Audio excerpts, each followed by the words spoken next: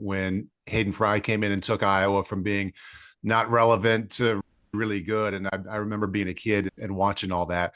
But I went to every Iowa basketball game that I possibly could, either with my mom or my dad. And man, I just remember those freezing winter nights and parking a long way away. It seemed like every time from the old Iowa Fieldhouse and making the long walk and opening the Fieldhouse doors, hearing the band, smelling the popcorn, knowing that Lute Olson and Bobby Hansen and Steve Carfino and Ronnie Lester and all those guys were up on the court.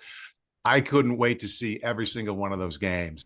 I loved watching what Coach Fry did as a fan and then being part of it eventually. But in terms of growing up in Iowa City and like my best Hawkeye memories, that's being like a grade school kid, knowing I had a ticket to the field house and watching Iowa basketball. And that was when my fandom was at its most massive height. And I just loved being at the field house when I was a kid.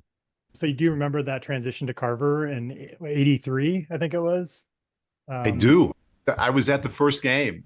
Iowa okay. lost a heartbreaker to Michigan State. And I remember I loved going to the old field house and was excited to go to Carver Hawkeye. And gosh, it's crazy. It's been there for that long since I think it was January of '83. I think you're right on there, Brian. But Bobby Hansen hit a shot there in the final second in the first game against Michigan State that plausibly won it for Iowa.